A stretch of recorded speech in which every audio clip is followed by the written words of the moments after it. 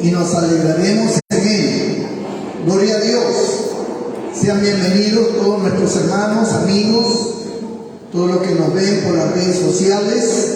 Bienvenidos esta mañana para escuchar la palabra del Señor, para adorar a Dios en espíritu y en verdad, como manda la Escritura. Gloria a Cristo. Contentos y agradecidos de Dios por esta nueva semana que empezamos hoy.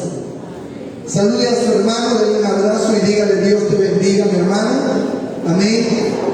Denle un saludo afectuoso, cariñoso, en el nombre de nuestro Señor Jesucristo. Gloria a Cristo. Gracias te damos, Señor.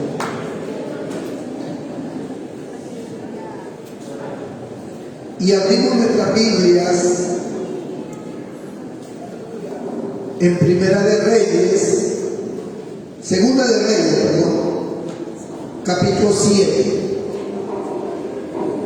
Segunda de Reyes, capítulo 7.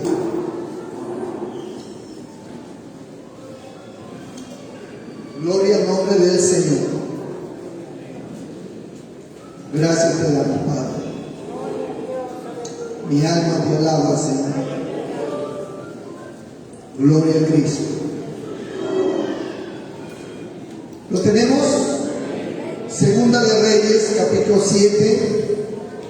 Doy lectura con la bendición del Padre, del Hijo y del Espíritu Santo. Versículos 3 y 4.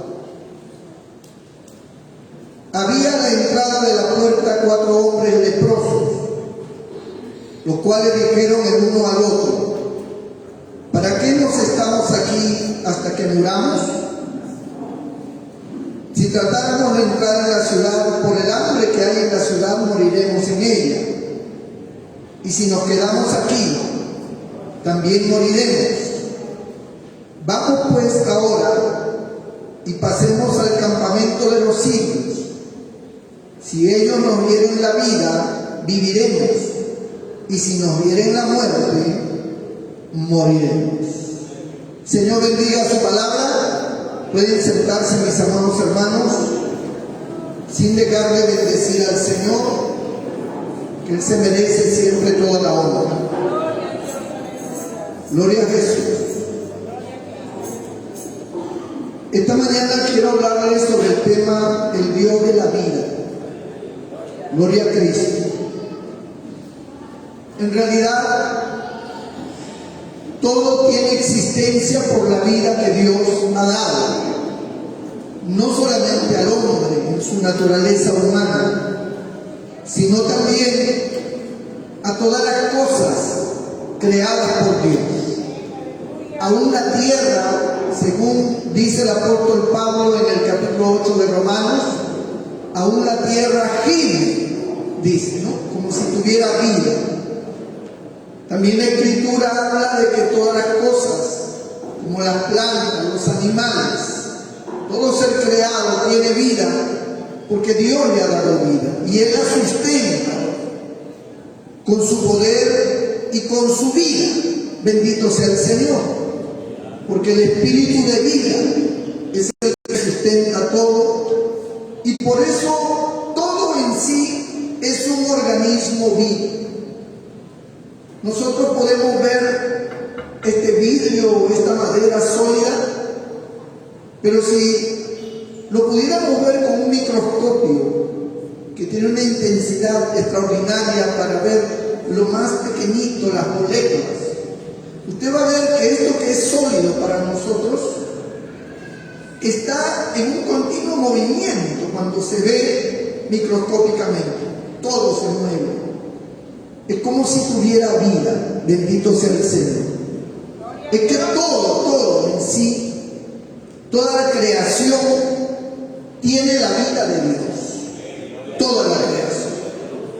Dios no puede evitar crear vida porque Él es la vida. Él es la vida en sí. Por eso es que todo tiene vida. Todo lo que Él ha creado. No hay nada fuera de Dios que no tenga vida. Y que dentro de esa vida que Dios ha creado a los seres, hayan quienes se hayan apartado de Dios, aún ahí, aún en esa condición, no deja de tener vida, porque está sustentado por la vida de Dios.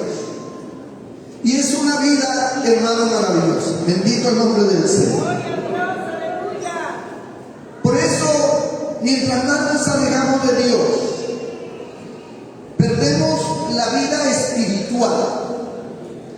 Y esto nos trae muerte espiritual.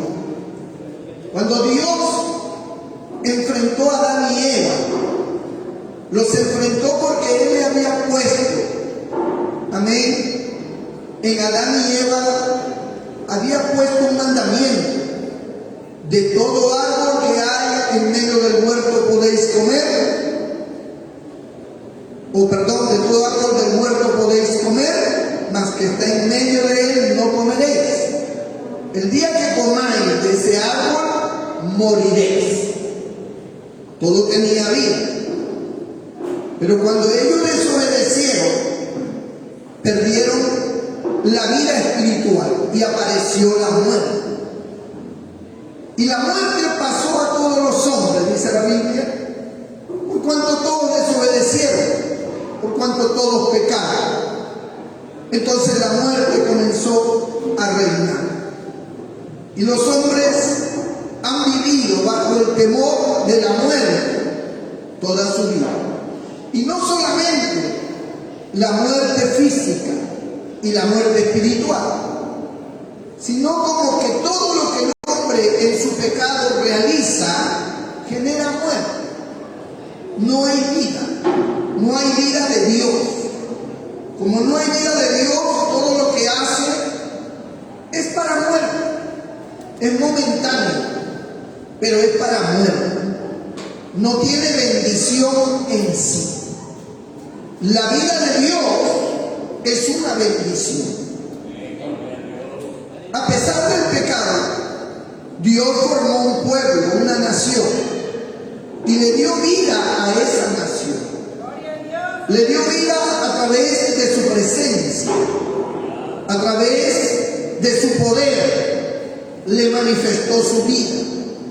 Y esa nación era la única nación en todo el planeta, dentro de todas las naciones, que era especial. Era una nación que estaba bajo bendición. Todo lo que los judíos hacían era bendecido, era fructífero, porque tenían la vida de Dios. Las demás naciones podían ser poderosas, pero no tenían la vida de Dios. Era simplemente cosas para muerte, cosas placenteras, cosas del momento, pero no tenían la bendición de Dios. Es como un hombre que no conoce a Dios puede estudiar, puede alcanzar niveles, bendito el nombre del Señor, pero no tiene la bendición de Dios. Todo lo que hace humanamente bajo su esfuerzo no tiene vida. Es solamente para placer, para confort propio, para el ego propio, de su propia existencia, pero no tiene la bendición de Dios. La bendición de Dios es algo que conlleva felicidad, una felicidad que los hombres han perdido porque no tienen la vida de Dios. Solo tienen el placer, pero más es la angustia, más es el dolor, más es el sacrificio, más es la consternación, más es la defraudación de lo que sucede alrededor de ellos, porque no tienen la vida de Dios. El que tiene la vida de Dios, aún en medio de su pobreza, puede dormir plácidamente, puede sentir paz, puede saber que hay una esperanza viva que le conforta y que hay una felicidad dentro de su alma. en la vida de Dios. Bendito sea el nombre del Señor. Cuando Dios formó al pueblo de Israel, Él le dio vida a ese pueblo, a esa nación. Pero el pecado dividió a ese pueblo y se crearon prácticamente dos naciones que nunca debió pasar, que nunca debió suceder, pero sucedió porque el pecado es así, el pecado divide, el pecado separa, rompe. Y entonces 10 tribus, llamadas las 10 tribus del norte, porque estaban hacia el norte, se separaron y formaron su propio reino y pusieron su capital en Samaria. Y 2 tribus, llamadas las 2 tribus del sur, que eran Judá y Benjamín, fundaron su capital en Jerusalén. Así que habían 2 reinos, hermanos, divididos, separados, porque hubieron conflictos entre ellos, y esto no agradó a Dios, pero sin embargo era una realidad, y tuvieron que sufrir consecuencias terribles de esta división. Bendito nombre del Señor. Es como cuando un hombre se separa de su esposa, o una mujer queda como madre soltera, o un hijo queda huérfano. Estas cosas ocurren porque dentro del corazón del hombre ha habido maldad, porque uno de los dos o los dos han hecho cosas negligentes fuera de la voluntad de Dios, y ha traído como consecuencia esta ruptura. Y eso se paga con creces. Eso es algo que trae muchas lágrimas, trae muchas consecuencias. Consecuencias para el hombre, consecuencias para la mujer, consecuencias para los hijos. Bendito sea el nombre del Señor. El ser humano puede, en su ego personal, en su orgullo personal, decir: a mí no me hace falta ella. Ella puede decir: a mí no me hace falta un hombre. Yo puedo defenderme sola, yo trabajo, yo hago. Y ese es el orgullo del hombre, el orgullo de la mujer. Y los hijos también podrían decir: a mí no me hacen falta mis padres. Pero toda esa respuesta y esa reacción es una reacción de gente muerta, de gente que no tiene la vida de Dios, de gente que no entiende que Dios creó vida, que Dios unió, que Dios genera un destino en el ser humano, y el ser humano tiene que aprender a vivir bajo esa voluntad. Cuando no se vive bajo esa voluntad, todo se trastorna y vienen consecuencias terribles. Eso es lo que hace el hombre en su mentalidad, en sus deseos, en sus caprichos. Puede tomar rutas, caminos diferentes a su manera, a su forma, y piensa que es feliz así. O al menos se quiere hacer esa idea: yo soy feliz así, yo no necesito, yo no estoy bien. Y no es verdad. Dios no estableció el matrimonio, no estableció la familia para que la rompamos, para que la destruyamos, para que cada uno camine por su lado. Dios no hizo eso. Dios unificó, Dios generó un propósito. Cuando no hay eso, entonces vienen consecuencias.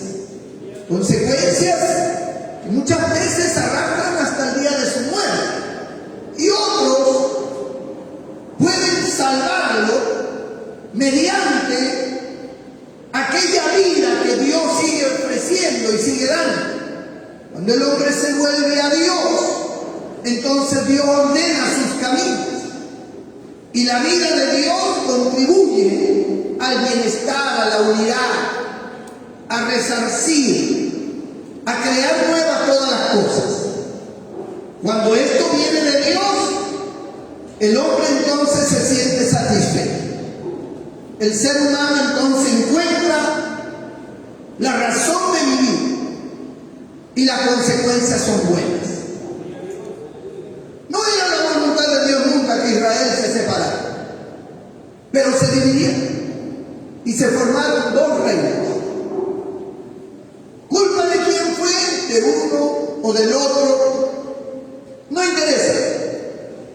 Quien haya sido el causante de la división ha generado consecuencias terribles para su descendencia. Y estos dos reinos, hermanos, comenzaron a vivir cada uno según ellos, bajo la ley de Dios, según ellos.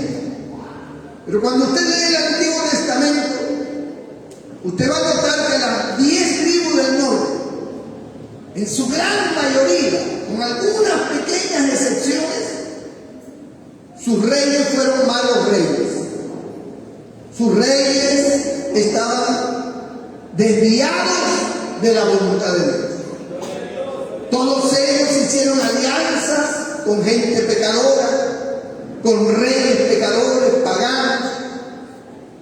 Casi todos ellos vivieron en una vida disipada de maldad. Pero las dos tribus del sur eran diferentes. Sus reyes eran distintos. Sus reyes amaban a Dios. Fueron muy pocos los reyes de Judá que violaron la ley de Dios. La mayoría hicieron lo recto, hicieron lo correcto, y Dios se agradó de ellos. Y Dios bendecía a Judá y a Jerusalén. Bendito el nombre del Señor. Un día, estando las 10 tribus del norte en continuas guerras, se levantaron contra ellos hombres como los filisteos, bendito el nombre del Señor, los sirios. Eran gente pagana que buscaban destruir a Israel para apoderarse de sus tierras. Un día ellos se levantaron en guerra y sitiaron la ciudad. La ciudad era una ciudad amurallada. Todas las ciudades de aquel entonces eran amuralladas porque los reinos próximos, vecinos, muchas veces atacaban de sorpresa y se apoderaban de la ciudad. Y para no correr ese riesgo, todas las naciones en esa época amurallaban. Le ponían una muralla alrededor de toda la ciudad. Era costosísimo hacer eso, pero era necesario para proteger el castillo, para proteger la ciudad, para que el enemigo no pudiera entrar fácilmente y tuviera que atacar desde fuera. El ejército se colocaba en la parte alta de la muralla, ahí estaban los arqueros, ahí había máquinas lanzapiedras, porque las murallas no eran una pared normal. Las murallas tenían más o menos este ancho de este templo. Era el grosor, el ancho de la muralla, y era elevado hacia arriba, como 4 o 5 metros de altura, tal vez un poco más. Y entonces, en este ancho, pues se podía circular, aún con carruajes. Era una cosa extraordinaria, y en la parte que daba para afuera estaban pues los pequeños muros que servían para protección de los arqueros. Y desde esa parte alta, alrededor de toda la ciudad, ellos podían visualizar bien al enemigo y podían defenderse perfectamente. Tumbar un muro de ese ancho no era una cosa fácil. ¿Cómo tumbar un muro así? ¿Cómo destruir? Podían hacerle hueco, podían rajar, pero no lo podían tumbar. Por eso es que las ciudades que tenían mayor condición económica hacían unas murallas extraordinarias. Eran unas murallas extraordinarias. Y era difícil destruirlas, como las murallas de Jericó. Jericó tenía mucho más ancha todavía su muralla. Era casi el doble de ancho. Unas murallas, hermano, pero enormes, que abarcaban un montón de terreno. Y ellos lo habían hecho y ellos se sentían indestructibles por sus murallas. Pero cuando llegó Israel y Dios estaba con Israel, Dios ordenó que le dieran 7 vueltas alrededor de esas murallas y que al séptimo día, a la séptima vuelta, ellos gritaran y tocaran entonces las trompetas, y en ese momento vino un gran terremoto y tiró abajo las murallas. Israel pudo ingresar y tomar Jericó. Bendito sea el nombre del Señor. Lo que parecía indestructible, Dios lo tiró abajo en un ratito. Porque ¿quién contra el poder de Dios? Nadie. Bendito sea el Señor. Así que los reyes de Israel, de las 10 tribus del norte, eran reyes que no acataban, que estaban con una mezcla de filosofías y de enseñanzas raras, de las cuales no los fortalecía espiritualmente. Y esto trajo como consecuencia que estuvieran siempre pecando contra Dios. Y Dios, cuando su pueblo se alejaba de Él, cuando su pueblo se separaba de Él, esa separación quitaba la protección divina. Dios siempre ha protegido a los suyos, pero cuando los suyos se separan, se apartan de la protección y cualquier cosa puede pasar. Ahí es donde el enemigo ingresa fácilmente. Hay creyentes que a veces se preguntan: ¿por qué me suceden tantas cosas malas? ¿Por qué el enemigo me ataca y entra en un área, en otra, y siempre me está perjudicando? Y llevo años luchando contra una situación, contra otra. ¿Y por qué? ¿A qué se debe? Y muchas veces no nos ponemos a analizar que tal vez los responsables de esa situación seamos nosotros. Tal vez nosotros somos indiferentes con Dios. Tal vez nosotros tenemos una religiosidad a nuestra forma. No somos consagrados. Y al no ser consagrados a Dios, es como que nos separamos de su protección. Al estar separados de su protección por las cosas malas que hacemos, eso trae consecuencias, porque el enemigo puede entrar fácilmente y él atacar cualquiera de nuestras áreas de vida, en el aspecto económico, con enfermedades, contra nuestros hijos, contra nuestro trabajo, contra nuestras metas, contra nuestros sueños, en nuestra vida emocional. En todos los aspectos el enemigo trata de destruir. Cuando estamos bien con Dios, Dios nos protege. Y todo obra para bien en los que confían en Dios. Aun cuando el enemigo ataque, todo obrará para bien. Pero hay momentos en que no obra para bien.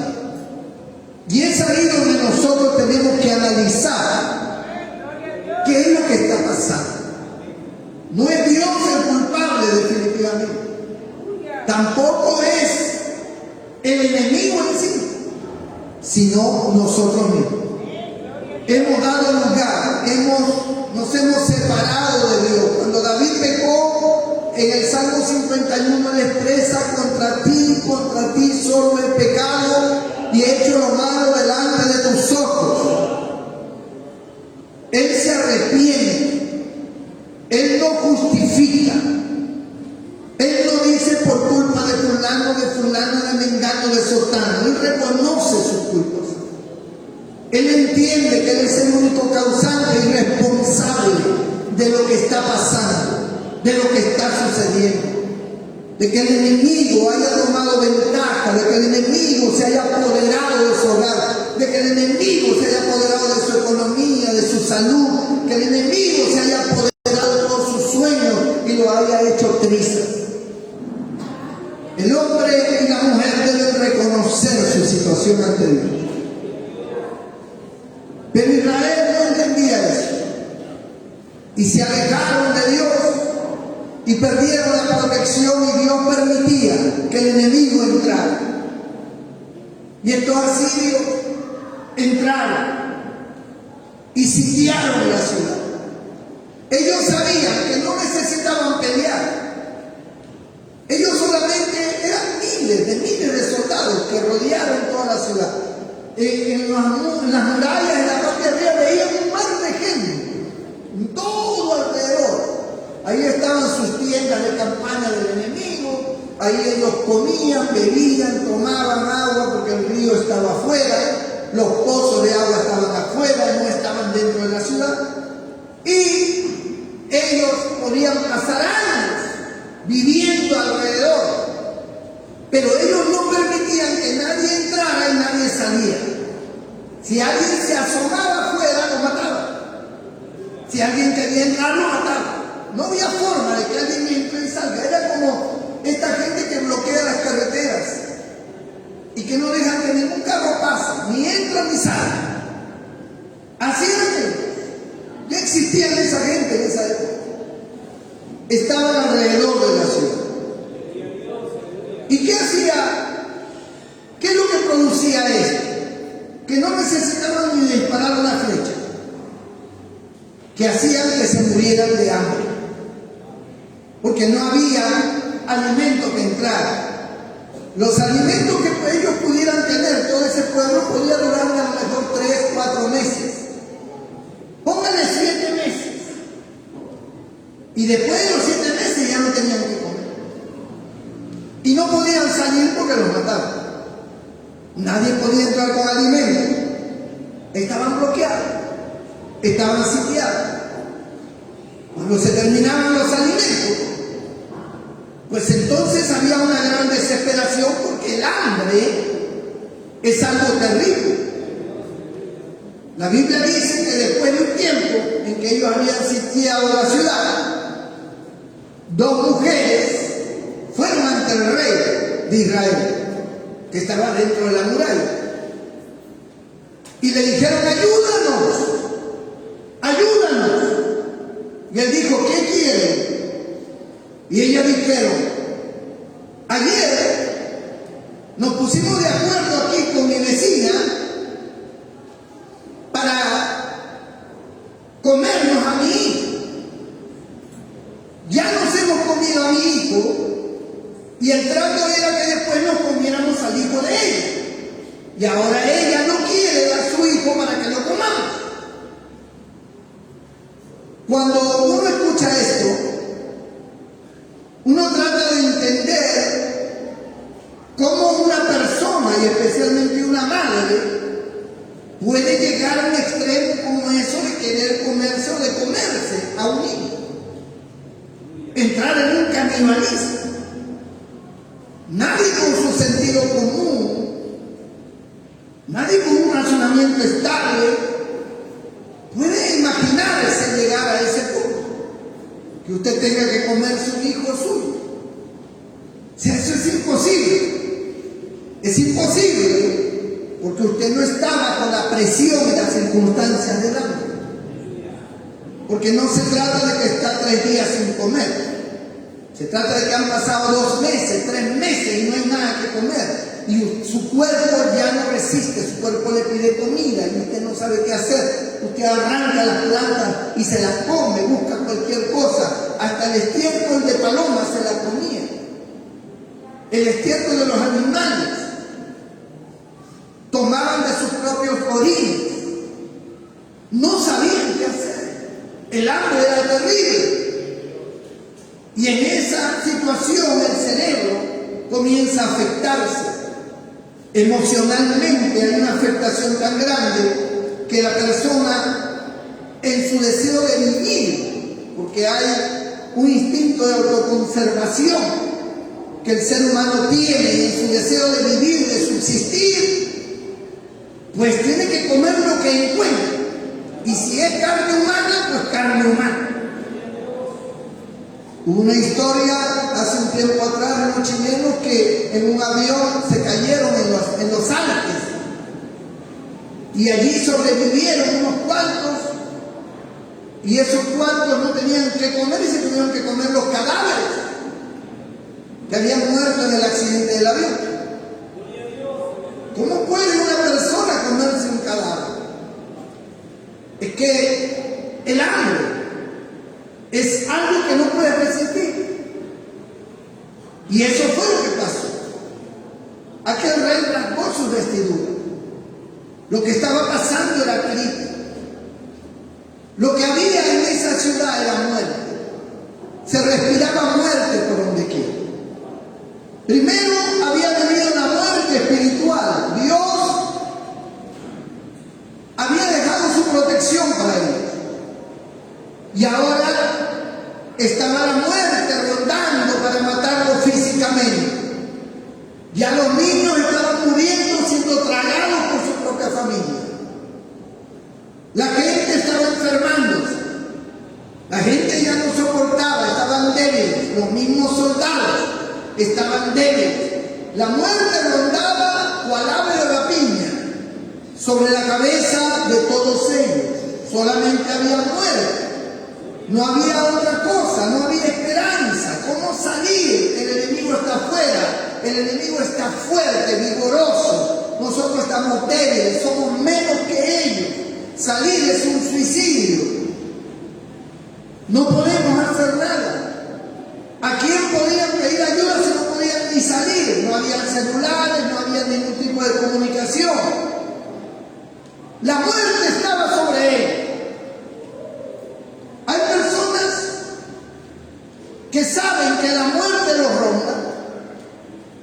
Ellos ya visualizaron la muerte. La muerte de su negocio ya lo vieron. No es que es intempestivo, quebraste, fracasaste. No, no, no. Tú ya lo visualizaste. Tú viste que tu negocio va a morir. Tu negocio no tiene para más. Tu negocio no puede, por más que tú quieras. Aun cuando tú le pongas dinero, tú sabes que ya tu negocio no da más. Sabes que vas a cerrar. Sabes que ya no vas a poder seguir allí. Hay muerte. La muerte ronda los negocios. La muerte ronda en tu hogar. Tú sabes que hay situaciones terribles, que ya no vas a poder controlar a tus hijos, a tus hijas, que ya ese matrimonio ya no da más. Por más que intenten, se han dado múltiples oportunidades, pero no se puede ya. Es algo que es un odio lo que hay. Es irresistible, no te aguanto más, no te soporto más. No quiero verte, no quiero estar contigo. No quiero que te me acerques. Aborrezco todo lo que haces. No me interesa ni tu plata, no me interesa nada. Quédate con todo. O me largo yo o te largas tú. Es claramente una visualización de muerte matrimonial. Y ya lo viste. Ya tú sabes que es así. Se sostienen en un hilo, tal vez por los hijos, por las circunstancias, pero ya saben que no da más. Que va a llegar el momento en que se va a tener que tomar una decisión dolorosa, pero que se va a tener que tomar. Y cuando se tome ya no hay vuelta atrás, ya no hay marcha atrás. Ni la familia que intervenga, ni el pastor, ni nada. Se terminó, se acabó. La salud, hay gente que sabe que se va a morir. Lo tienen. No necesitan que el médico le diga que quedan 3 meses de vida. Ellos no le hace falta un médico para saber que se van a morir. Ellos están sintiendo día tras día que hay algo que que los está envenenando, que los está destruyendo por dentro, que cada día se ponen peor, que cada día sus fuerzas están más débiles, se debilitan, que ya las ganas de vivir se les están yendo. Ya el sufrimiento, la angustia del dolor, de la quemazón, del ardor, de lo que sea que le afecta, ha empeorado continuamente y sigue empeorando, y saben de que esto los va a llevar a un final. Y por eso hay personas que ya se van haciéndose a la idea de que se van a morir y comienzan a arreglar las cosas con la familia. Algunos lo declaran y otros no dicen nada, pero ya están haciendo arreglos. Ya ellos saben que van a irse pronto. Y lo dicen. Se lo dicen a sus hijos indirectamente: hijito, y un día yo no voy a estar con ustedes. Un día tú sabes, el Señor me puede llevar, ¿no? Y yo quiero que ustedes esto, que ustedes lo otro, y comienzan, ¿no? Son frases ya de personas que están visualizando la muerte. O le dicen a la esposa, o al esposo, o a los padres. De alguna manera traducen su sentimiento de muerte. Pero ya lo han visualizado. Ya ellos lo captaron, ya ellos lo vieron. Es como que la muerte está allá y él lo está mirando. Y la muerte le está diciendo: te vienes conmigo, sí o sí. Y esa persona ya lo siente por él. Lo siente. Bendito el nombre del Señor. Y podemos seguir dando ejemplos de muerte, como en este caso, esta ciudad. Ya no había escapa. Sabían que iban a llegar a un final desastroso. No había forma, no había forma. Y lo peor de todo es que no tenían fe. Su fe había desaparecido. Podían clamar a Dios en un acto de desesperación y por querer sobrevivir, pero no era una exclamación de fe, de esperanza y de seguridad de que Dios iba a salvarlos. Ellos no tenían esa esperanza. Ellos clamaban que Dios hiciera algo, pero no había la fe. Y por último, solamente resignarse. Era lo único que quedaba. Resignarse. Resignación. ¿No? ¿Qué vamos a hacer? Se acabó. Se terminó todo. Hasta aquí llegué. Ya no hay más. Resignación. La resignación, hermano, es un asunto interno, emocional. La persona cuando se resigna y cae, se desploma moralmente, emocionalmente, es porque ya se resignó, es porque ya no quiere avanzar. Ya la luchó, ya la peleó y no pudo. Siente que no puede vencer. Siente que es más fuerte el enemigo que tiene al frente que él. Ya no tiene las fuerzas. Se acabó. Cuando la persona se desploma, ya no hay más nada que hacer. Ya no hay fe, ya no hay un hálito de fe que pueda sostenerse. Cuando se pierde la fe, se pierde la esperanza, se pierde todo. Se acabó. El enemigo está visualizando la muerte de esa persona. Y esa persona está visualizando la muerte del enemigo. Así que este pueblo, resignado, ese rey destruido, nadie sabía qué hacer, nadie sabía cómo hacer. Bendito nombre del Señor. Pero apareció un hombre de Dios. Un hombre que Dios tenía. Porque Dios tiene sus hombres. Dios tiene su personal, sus mensajeros. Todos los hombres de Dios son mensajeros. Nada más que eso. Ellos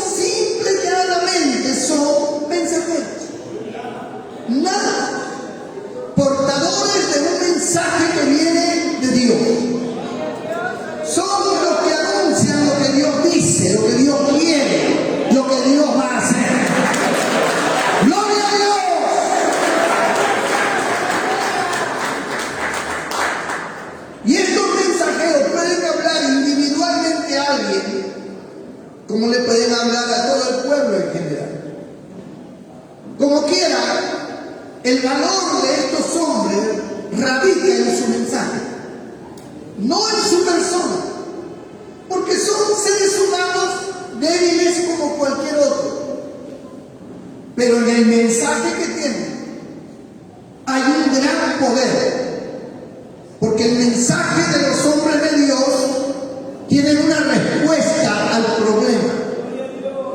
Los mensajes de Dios apuntan al problema y apuntan a la liberación del problema, apuntan a la destrucción del enemigo, apuntan, hermano, al éxito de tu vida, a salvaguardarte, a levantarte, a cambiar las cosas, a trastornar lo que el enemigo ha creado y a hacer nuevas todas las cosas. Alabado sea el nombre del Señor.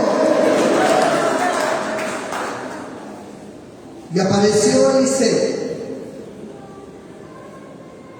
con un mensaje raro, extraño, ilógico, porque así son los mensajes de Dios, ilógicos.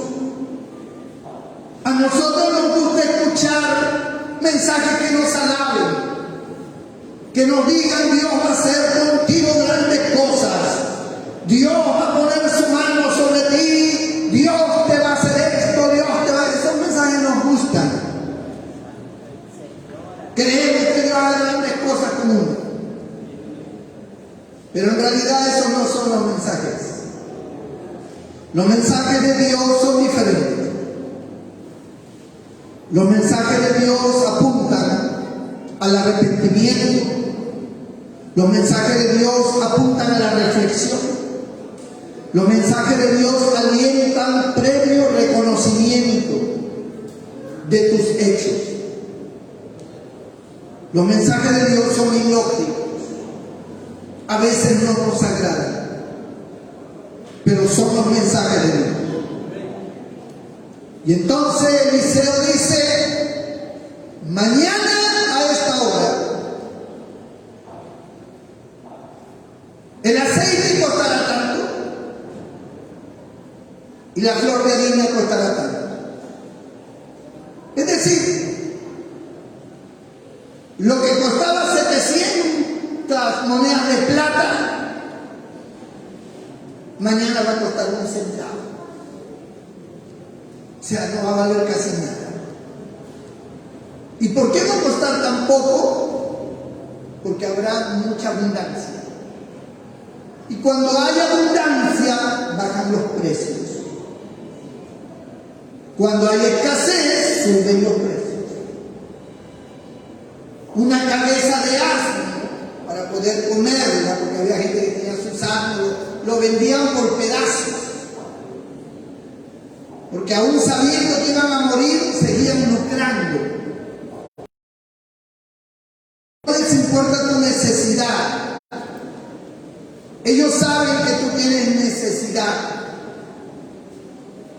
y que tú no tienes que comer o tienes que pagar algo, y estás vendiendo tu televisor que te costó tal vez $700 y ellos te quieren dar $50,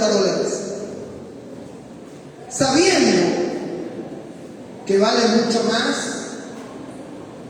pero ellos quieren ganar ventaja sobre tu necesidad, porque ese es el corazón del hombre, su ambición, su viveza. En ellos no hay una mirada de compasión, no hay una mirada de respeto para decir: caramba, mi hermano, mi amigo o aquel hombre está en necesidad, está en desgracia, lo voy a ayudar.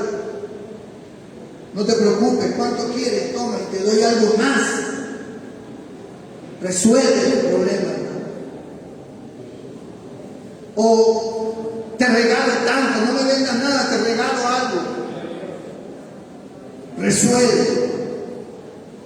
Esa compasión no existe en la mayoría de los seres humanos.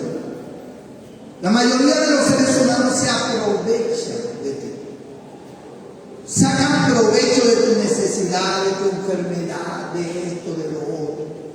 Cuando los hijos ven que tú estás enfermo, medio moribundo, ya empiezan ya a traer notarios para que firmes papeles para esto. O sea, ni siquiera están dolidos porque te vas a morir. Están buscando con qué parte de la casa quedarse. Ese es el corazón del ser humano. Un día hubo un caso. Un hombre estaba en una necesidad muy grande. Y una persona que era muy cercano a él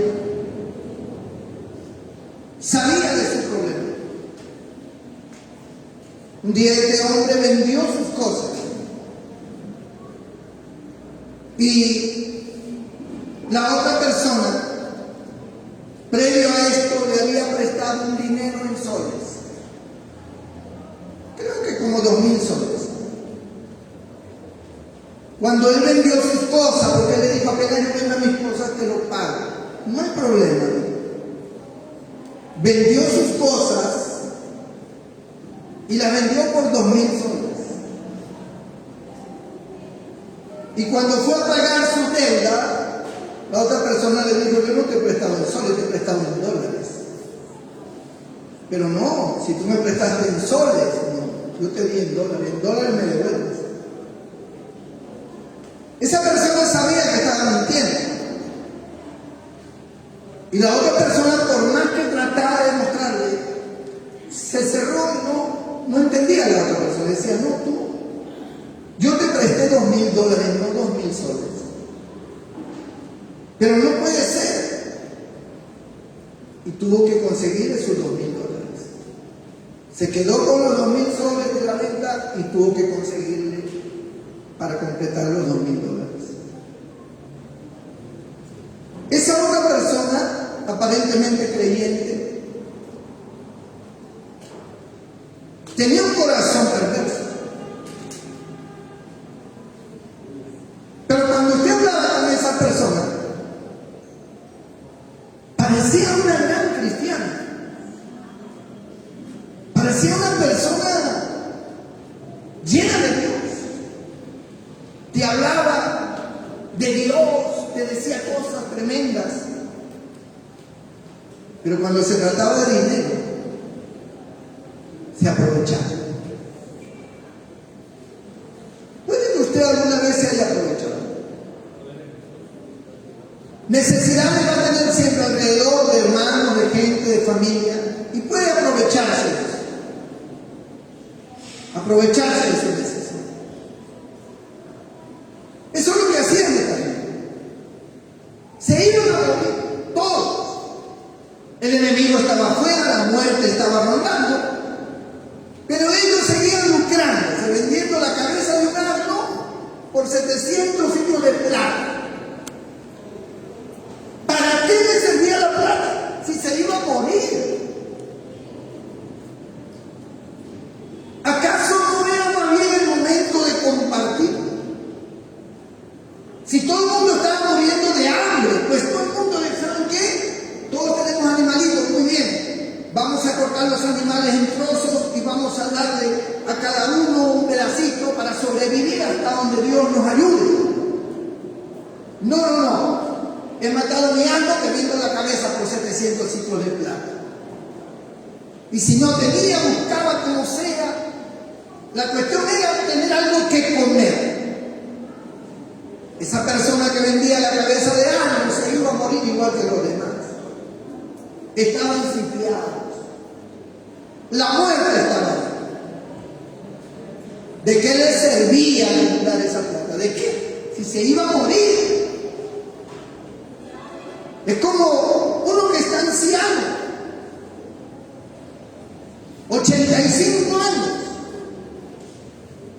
y sigue todavía con el dinero y el dinero y el dinero.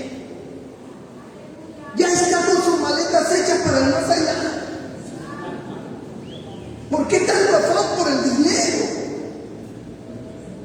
Nunca viajó, nunca se dio un gusto, nunca salió con su... No, todo era guardar, hacer dinero. El amor al dinero, raíz de todos los males. Y cuando se muera, ¿qué? Ni un sol se va a llevar. Nada La gente, por su naturaleza mala, es así. Esta gente se aprovechaba. Pero Eliseo dijo: mañana lo que cuesta 700 ciclos de plata, lo que cuesta 500 ciclos, va a costar un centavo. Mañana habrá tanta abundancia que todo costará lo mínimo.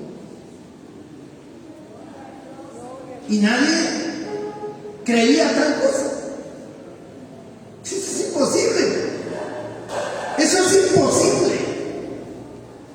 Uno de los príncipes de ese reino dijo: eso no puede ser. Y Eliseo le dijo: tú lo verás, mas no disfrutarás de él. Y entonces, cuando llegó la noche, en la parte de afuera de la ciudad había 4 leprosos. Gente con la muerte rondando desde antes de que sitiaran la ciudad. Vivían en las afueras, lejos, en los leprosorios, que eran huecos, eran cavernas, ahí vivían. Eran los leprosos. Y 4 leprosos se morían de hambre, porque el pueblo era el que les llevaba y les tiraba comida, pero ahora el pueblo se moría de hambre, ellos también. Y se acercaron a la ciudad y dijeron: ¿qué hacemos? Si entramos a la ciudad, ponte que nos dejen vivir, porque no dejaban acercarse a los leprosos, pero ponte que nos dejen, nos vamos a morir de hambre. Y si vamos donde el enemigo, puede que nos maten, pero también puede ser que no nos maten, porque como estamos leprosos, no somos una amenaza para ellos. Vamos a rogar misericordia, somos leprosos, vamos a estar de lejitos, algún pan nos tirarán, como si fuéramos perros. Eran leprosos, desahuciados. Y si nos matan, de todas maneras nos vamos a morir. Así que si nos matan, pero nos morimos ya. Nosotros ya no tenemos opción. Y entonces decidieron irse donde el enemigo. Y caminaron y llegaron con una lamparita. Y ahí estaban los animales. Pero había un silencio sepulcral. Ya que raro, no veo guardias. ¿Tú ves algo? No sé, no veo a nadie. Veo el campamento, veo ahí, pero no veo más nada. Y siguieron avanzando, mirando. Y de repente se dieron cuenta que no había nadie. Entraron a las carpas y no había nadie. Había almacenes de comida en cantidad, porque para alimentar a esos 20.000, 30.000, 50.000 soldados tenían que tener bastante comestibles. Ahí estaba toda la comida, ahí estaba almacenada la harina, el aceite, había de todo, trigo, y había muchos enseres, había cosas de valor, había incluso hasta joyas. ¿Qué fue lo que pasó acá? ¿Dónde está esta gente que ha abandonado todo? Nadie sabía que Dios, el Dios de la vida, horas antes de que estos leprosos llegaran, habían creado un estruendo, como que venía un ejército inmenso contra el enemigo.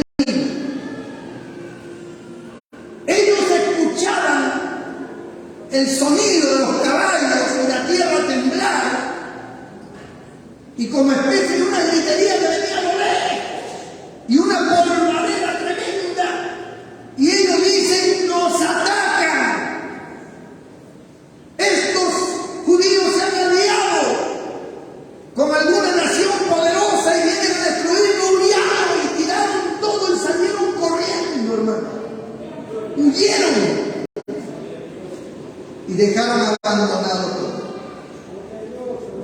Pero no había nadie. No había ejército, no había caballos, no había nada. Solamente un ruido de batalla que Dios había creado, que Dios había provocado. ¡Gloria a Dios! Así de simple hacía Dios las cosas. Y cuando los leprosos llegaron, ellos no entendían por qué. Ese ejército se había marchado, dejando abandonado todo. Y comenzaron a esconder, a matar en bancos cosas de valor y a esconderlos, diciendo esto nos va a ayudar a sobrevivir después. Pero uno de ellos dice, estamos haciendo mal. Mire, era leproso.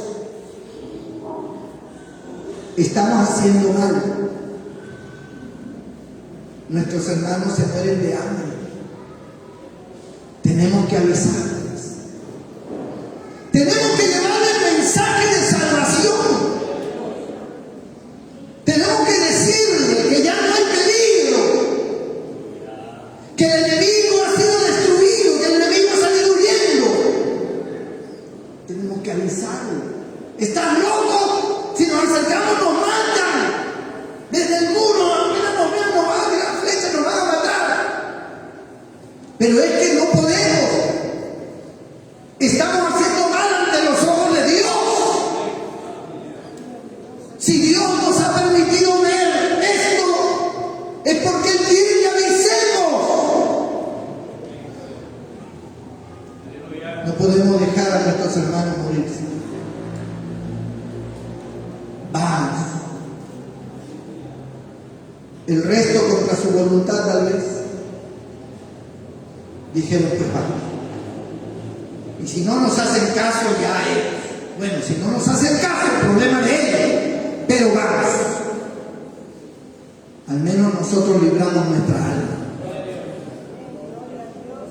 Y se fueron. Llegaron hasta la puerta y gritaron: ¡Rey! ¡Rey! Y el ejército del rey estaba arriba mirando. ¿Quiénes son estos? ¿Qué pasa? Somos nosotros, le hablaron en su misma lengua. Así que ellos entendían que era uno de ellos, del pueblo. Somos leprosos, pero hemos estado en el campamento enemigo. Y el enemigo ha salido huyendo, no sabemos por qué. Pero en el campamento hay abundancia de comida. Ya no asustéis más, abran las puertas, salgan a traer la comida. Ellos comenzaron a decir, cuando llamaron al rey, rey, hay que tener cuidado porque a lo mejor es una trampa del enemigo. Están diciéndonos que no hay problema para abrir la puerta y después ellos entrar. ¿Qué hacemos? Pero ante la necesidad, ante la urgencia, porque ante la necesidad, hermano, no es capaz de cualquier cosa. Usted no ha visto de gente enferma que son capaces de irse al brujo. Hay cristianos que se han ido al brujo en su desesperación por sanarse. Pecan contra Dios. Y entonces dicen, vamos a mandar unos hombres, una embajada de unos 4 o 5 hombres, que vayan para cerciorarnos. Si mueren ellos, bueno, ya nos libramos nosotros, pero y si no, ellos van a dar voz. Y salieron los jinetes, unos cuantos hombres, y los leprosos iban adelante y decían, está allá, vayan en esa dirección. Y todos corrieron ahí en sus caballos. Y cuando llegaron, era verdad. El campamento estaba vacío. Había abundancia de comida. Aquellos hombres regresaron como locos. Ya había amanecido. Cuando ellos llegan, le dicen al rey, rey, es verdad. Hay abundancia, el enemigo no está, han salido huyendo, no sabemos qué pasó. Y cuando dicen eso, hermano, el rey dice, ¡abra! Y cuando abren las puertas, el que estaba en la puerta era aquel príncipe que le dijo a Eliseo: eso no es verdad. Y Eliseo le había dicho: tú lo verás, mas no disfrutarás de ello. Cuando abrieron la puerta, la desesperación de la gente por correr hacia allá, salió una turba de miles de personas, hermanos, que le pasaron por encima a ese hombre y lo mataron. Lo mataron y se cumplió lo que el profeta le dijo: tú lo verás, mas no disfrutarás de ello. Porque eso le pasa a los incrédulos. Y cuando llegaron al campamento, ahí está. Y se cumplió lo dicho por el profeta: 1 centavo la harina, 1 centavo. Dios es el Dios de la vida. No hubo un clamor, no hubo un arrepentimiento, no hubo la fe, pero Dios tenía su misericordia. Y aunque ellos no clamaron, ni se arrepintieron, ni pidieron nada, la misericordia de Dios se conmovió tanto que decidió salvarlos. Y ahí estaba el profeta. Y ante el clamor del profeta, Dios obró. Y eso es lo que Dios hace. Nosotros podemos respirar muerte por donde quiera, hermano. Nosotros tenemos miedo a la calle porque en la calle hay muerte, hay sicarios, hay delincuentes, hay matones, hay accidentes de todo tipo. La muerte ronda sobre el mundo.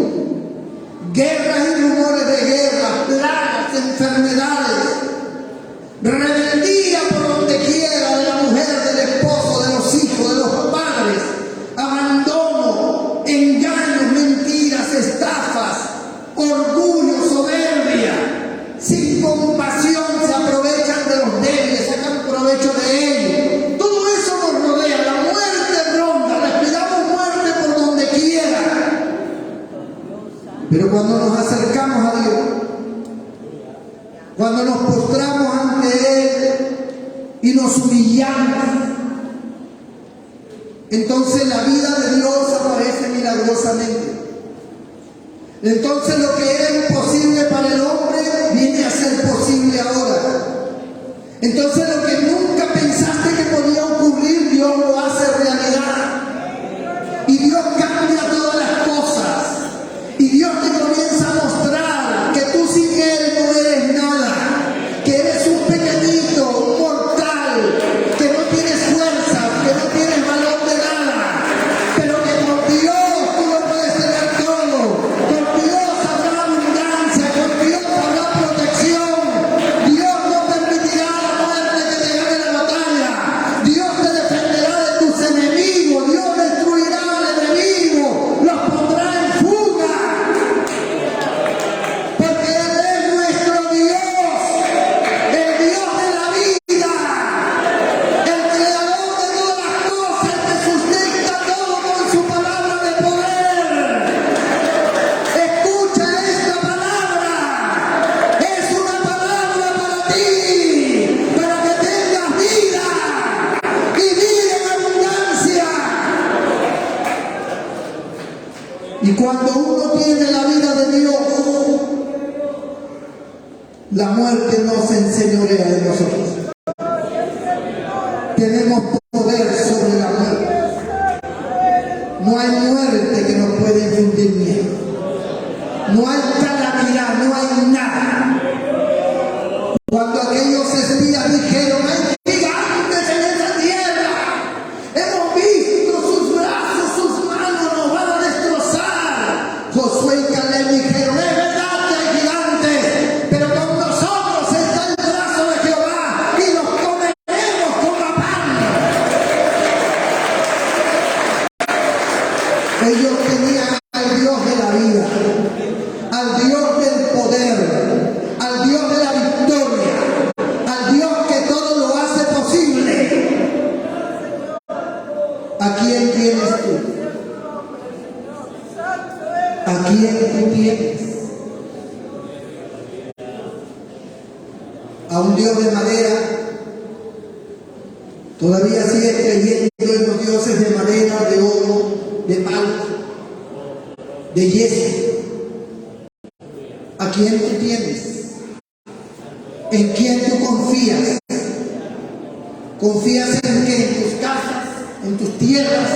¿En tus carros? ¿En tus caballos? ¿En tus ejércitos? ¿En tu poder? ¿En lo que tienes guardado en el banco? ¿En lo que tienes almacenado como alimento? ¿Confías en eso? Esta gente tenía mucha comida, ellos tenían muchas cosas, tenían oro, tenían plata, hasta que vino el enemigo y los sitió. Y ahora no tenían ni siquiera esperanza. El Dios de la vida es a quien tenemos que reconocer y a quien tenemos que servir. Sin Él, nada somos en el mundo. Sin Él, nada podemos hacer. Ni las hojas de los árboles se mueven, si no es por su poder.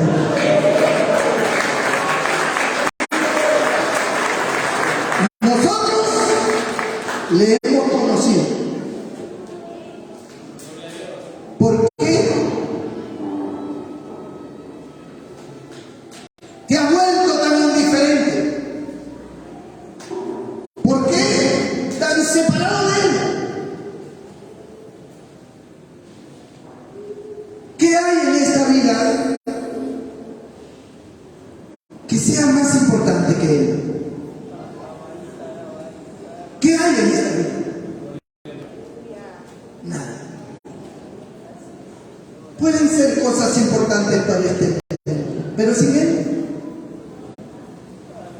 un mosquito te pica y te da el dengue y te mueres. Un virus como el coronavirus entra en nuestro organismo, en nuestros pulmones, nos ahoga y morimos. Un resbalón cae del cerebro y muerto. Un paro cardíaco. ¿No has sentido a veces que te da una taquicardia? Te duele el pecho y dices, me falta el aire. ¿Qué me pasa? Tienes todo. ¿Dónde están mis medicinas? El médico, llame al médico, traigan la ambulancia. Tienes ambulancia, tienes médico, tienes clínicas. Pero la vida no es tuya, es de Dios.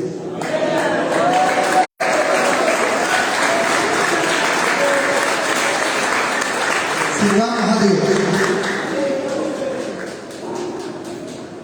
Antes que vengan los días malos, en los cuales digan no hay en ellos contentamiento. Se avecina un gran mal. Y Dios está preparando a su pueblo. Se avecina. Preparemos. Agarrémonos del Dios de la vida. Él es el Dios de la vida. Nuestro Dios, en quien hemos creído. Él es grande y misericordia. No lo defraudemos.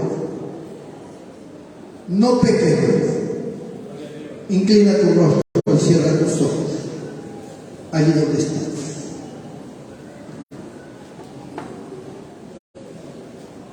Hoy tomemos reflexión de nuestra vida. Reflexionemos. Tomemos conciencia. Seamos honestos. Analicemos nuestro corazón. Consideremos nuestros caminos. Yo quiero orar por ti. Olvídate del que dirán, olvídate de lo que la gente, olvídate de eso. Aquí nadie nadie, amado hermano, absolutamente nadie, tiene la capacidad moral de condenar a nadie. Porque todos tienen sus cosas malas. Solo que hay algunos que lo reconocen y otros no, que es muy diferente. Pero si tú lo reconoces hoy, bienaventurado eres de reconocer tu necesidad espiritual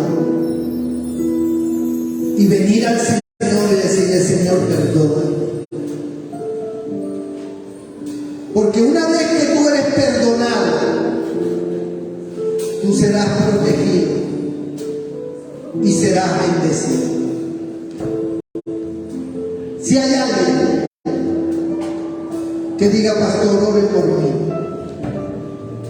yo te invito a que levantes tu mano en donde estás y haré una oración por ti. Dios te bendiga, Dios te bendiga, Dios te bendiga, Dios te bendiga, Dios te bendiga. Dios bendiga esas vidas que levantan sus manos. Dios te bendiga. Ponte de pie y que has levantado tu mano. Hay gente